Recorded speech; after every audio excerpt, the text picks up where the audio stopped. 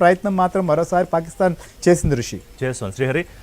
Once again thank you Srihari. I come back to you. కాసేపట్లో మళ్ళీ మీతో మాట్లాడతాను, మరిన్ని అప్డేట్స్ తీసుకుంటాను.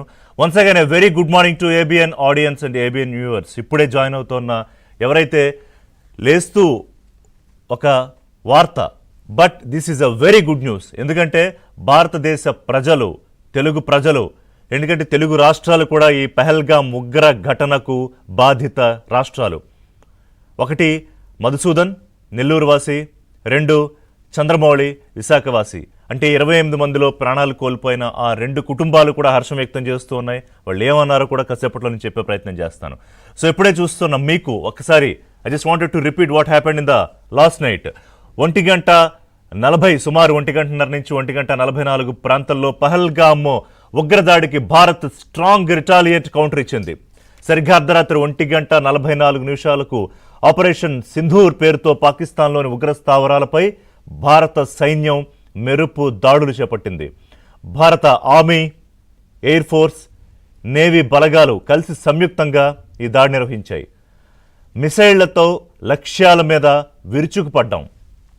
Hammer smart bombs, the latest weapon technology. ఈసారి పాకిస్తాన్ మీద చేసిన దాడి, పాకిస్తాన్ ఉగ్రస్థావరాలపై చేసిన దాడి గతంలో జరిగిన బాలాకోట్ సర్జికల్ స్ట్రైక్స్ లాంటి దాడి కాదు. అప్పట్లో వాళ్ళు ఏమి జరగలేదు, ఏవో చెట్లు కొట్టడానికి వచ్చి వెళ్ళిపోయాయి భారత విమానాలని చెప్పడానికి లేదు. విజువల్స్ చాలా క్లియర్గా ఉన్నాయి. అక్కడ వాళ్లే షూట్ చేసి పాకిస్తాన్ ప్రజలు సోషల్ మీడియాలో పోస్ట్ చేస్తున్న కొన్ని విజువల్స్ నిజమైనవి, మనం చూపిస్తున్నాం మాత్రం. కొన్ని ఫేక్ విజువల్స్, కొన్ని ఫేక్ వీడియోస్ కూడా వాళ్ళు పెడుతున్నారు. వాటిని నమ్మొద్దు. ఇండియన్ ఆర్మీ, భారత ప్రభుత్వము ధృవీకరించిన వాటినే మేము చూపిస్తాం. ఆ సమాచారం మాత్రమే మేమిస్తాం.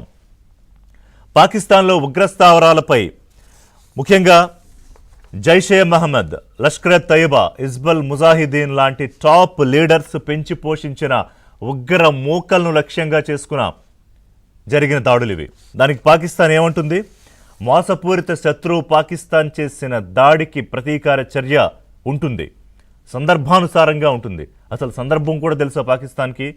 ఏ సందర్భం చూసుకుని అమాయకులైన 28 మందిని చంపేశారు మన కాశ్మీర్కి వచ్చి? ఏ సందర్భం చూసుకుని ఉరిలో అమాయకులైన 40 మంది సైనికుల్ని, దేశ రక్షణ కోసం నిత్యం పాటుపడుతున్న సైనికుల్ని చంపేశారు? ఏ సందర్భం చూసుకుని పాకిస్తాన్ ఉగ్రవాదులు మన భారత పార్లమెంటు మీద దాడి చేశారు?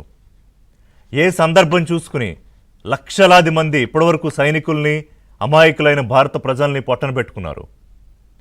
భారత్ అంటే అక్కసు, భారత్ అంటే చూడలేనితనం, భారత్ అభివృద్ధిని, ఎదుగుదలని చూడలేని పాకిస్తాన్, ఏ రకంగానూ భారత్తో పోటీ పడలేని పాకిస్తాన్ ఉగ్రవాదాన్ని తన కవచంగా ఎంచుకుంది. ఉగ్రవాదాన్ని మాత్రమే తన ఆయుధంగా ఎంచుకుంది. దానికి బదులే operation Sindoor, justice is served, Jai Hind. This is Indian army's Twitter X post. దానికి ఆంధ్రప్రదేశ్ ముఖ్యమంత్రి చంద్రబాబు నాయుడు జై హింద్ అని స్పందించారు. అలాగే భారతదేశంలోని ఇతర ముఖ్యమంత్రులు, కీలకమైన నేతలు కూడా స్పందిస్తూ ఉన్నారు. భారతదేశం మీద జరిగిన ఈ దాడి తర్వాత రాజకీయాలకు అతీతంగా, సరే కొంతమంది ఏవో పిచ్చి మాటలు మాట్లాడుతూ ఉంటారు అనుకోండి, వాళ్ళకి మెదళ్ళు ఉండాల్సిన చోట ఉండకుండా మోకాల్లో ఉంటాయి. పార్టీల గురించి నేను మాట్లాడట్లా, వాళ్ళు ఏదో కామెంట్స్ చేస్తారు, వాటిని పట్టించుకోక్కర్లా. బట్ హోలిస్టిక్గా చూస్తే భారతదేశంలోని అన్ని రాజకీయ పార్టీలు ఒక్క తాటి మీదకి వచ్చాయి. ఇది భారత్లో పర్యాటకుల మీద జరిగిన దాడి కాదు, భారతదేశంలోని 140 కోట్ల పైచిలకు ప్రజల మీద జరిగిన దాడిగానే తీసుకున్నాయి. అందరూ కూడా ప్రధాని వెనకాల నిలబడతామని చెప్పాం.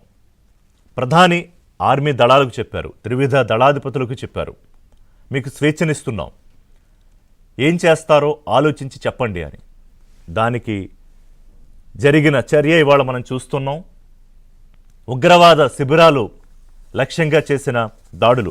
ఈ దాడులు ఎలా జరిగాయి, ఈ ఆపరేషన్ అంతా ఎలా జరిగిందని మరి కాసేపట్లో భారత ఆర్మీకి సంబంధించిన రిప్రజెంటేటివ్ మీడియాకు వివరిస్తారు. అప్పటిదాకా మనకి వస్తున్న ఆథెంటికేటెడ్ ఇన్ఫర్మేషన్ మాత్రమే మనం చెప్తున్నాము.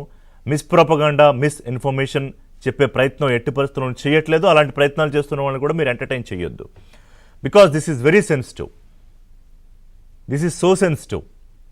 మనం చేసిన దాడి తర్వాత పాకిస్తాన్ అల్లకల్లోలం అయిపోయింది. ఏం చేయాలో అర్థం కావట్లా. అందుకని వెంటనే గన్నులు తీసుకుని బయలుదేరారు. రోజు బార్డర్ దగ్గర మన జవాన్ల మీద కాల్పులు దిగితే భారత జవాన్లు తిప్పికొడుతున్నారు. ఈసారి విచక్షణారహితంగా కాల్పులు జరపడంతో